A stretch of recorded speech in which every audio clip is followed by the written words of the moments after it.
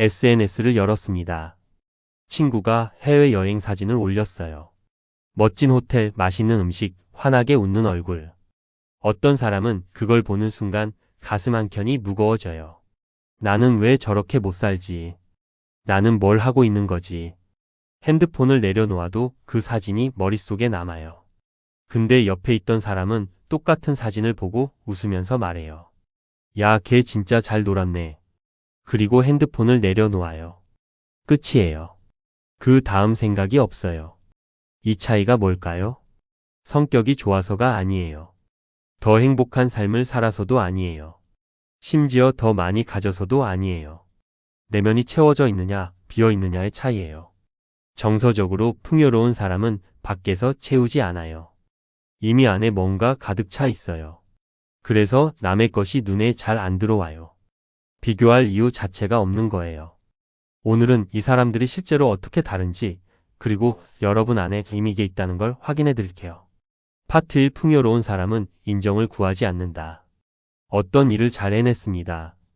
어떤 사람은 그 다음에 누군가가 알아봐 주길 기다려요. 칭찬을 들어야 그게 진짜가 되는 거예요.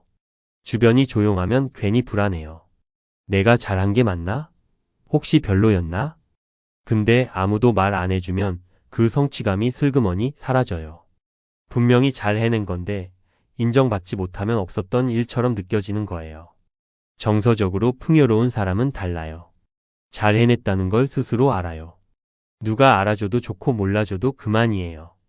이미 본인 안에서 완결이 난 거예요. 이게 왜 중요하냐면요. 인정을 밖에서 구하는 사람은 항상 불안해요. 인정이 들어올 때는 좋은데 안 들어오면 흔들려요. 남의 반응이 내 감정의 리모컨을 쥐고 있는 거예요. 2022년 캘리포니아 대학 연구에서 자기 자신을 인정하는 능력이 높은 사람일수록 외부 평가에 대한 뇌의 반응이 현저히 낮았어요. 칭찬을 들어도 크게 들뜨지 않고 비판을 들어도 크게 무너지지 않았어요. 감정의 진폭 자체가 달랐던 거예요. 이 사람들이 냉정한 게 아니에요. 이미 충분히 채워져 있어서 밖에서 더 채울 필요가 없는 거예요. 그리고 이게 나이 들수록 더 선명하게 드러나요. 젊을 때는 인정받기 위해 열심히 달렸는데 어느 순간 그게 피로해지는 시점이 와요. 그 시점에 내 안을 들여다보기 시작한 사람들이 진짜 풍요로워지는 거예요. 파트 2. 비교하지 않는 게 아니라 비교가 안 된다. 비교하지 말자고 다짐해 본 적 있으시죠? 근데 잘 안 되죠. 왜냐하면 비교는 의지로 막는 게 아니거든요. 뇌가 자동으로 하는 거예요. 주변 사람과 나를 비교하는 건 뇌의 기본 설정이에요. 내가 집단 안에서 어느 위치에 있는지 파악하는 게 생존에 필요했거든요. 수만 년 전부터 설계된 기능이에요. 그러면 정서적으로 풍요로운 사람은 어떻게 비교를 안 하는 걸까요? 비교의 기준이 달라요. 보통 사람은 남과 나를 비교해요. 저 사람은 저런데 나는 왜? 저 사람은 저걸 가졌는데 나는 왜 없지? 풍요로운 사람은 어제의 나와 오늘의 나를 비교해요. 기준이 밖이 아니라 안에 있어요. 이게 습관이 되면 신기한 일이 생겨요. 남이 잘 되는 게 위협으로 안 느껴져요. 그냥 저 사람 이야기예요. 나랑 다른 레인을 달리고 있는 거니까요. 2023년 토론토 대학 연구에서 내적 기준으로 자신을 평가하는 사람들은 타인의 성공 소식을 들었을 때 뇌 위협 반응이 거의 나타나지 않았어요. 오히려 긍정 반응이 올라왔어요. 진심으로 잘 됐다고 느낄 수 있는 거예요. 내 것이 줄어드는 게 아니니까요. 여러분 주변에도 이런 분 계시죠? 누가 좋은 차를 샀다고 하면 와 좋겠다 하고 끝인 사람. 나는 언제 저러나가 없는 사람. 그분이 특별히 욕심이 없는 게 아니에요. 비교의 기준이 안으로 향해 있는 거예요. 파트 3조도 고갈되지 않는 사람. 정서적으로 풍요로운 사람 주변에는 사람이 모여요. 왜냐면 이 사람들은 줘요. 시간도 주고 말도 들어주고 에너지도 써요. 근데 신기한 게 지쳐 보이지 않아요. 비어있는 사람이 주면 고갈돼요. 없는 걸 꺼내주는 거니까요. 줄수록 손해보는 느낌이 들고 어느 순간 억울해져요. 나는 이렇게 해줬는데 왜 저 사람은 이러지? 이 생각이 나오면 이미 비어가고 있다는 신호예요. 채워져 있는 사람이 주면 달라요. 넘치는 걸 나눠주는 거니까요. 주고 나서도 여전히 가득해요. 이게 가능한 이유가 뭔지 아세요? 풍요로운 사람은 관계에서 뭔가를 돌려받으려고 주지 않아요. 주는 것 자체에서 만족을 느껴요. 심리학에서는 이걸 내재적 동기라고 불러요. 보상이 밖에 있는 게 아니라 행동 자체 안에 있는 거예요. 그리고 이런 사람 곁에 있으면 편안해요. 뭔가를 요구받는 느낌이 없어요. 그냥 있는 것만으로도 괜찮은 느낌이 드는 거예요. 그게 풍요가 주변으로 번지는 방식이에요. 파트 4 혼자 있어도 외롭지 않은 이유. 정서적으로 풍요로운 사람의 또 다른 특징이 있어요. 혼자 있는 시간을 즐겨요. 이게 단순히 내향적인 성격 이야기가 아니에요. 혼자 있는 게 불편한 사람은 빈자리를 자꾸 채우려 해요. 핸드폰을 보거나 TV를 틀거나 누군가에게 연락해요. 혼자 있으면 뭔가 빠진 것 같은 느낌이 드는 거예요.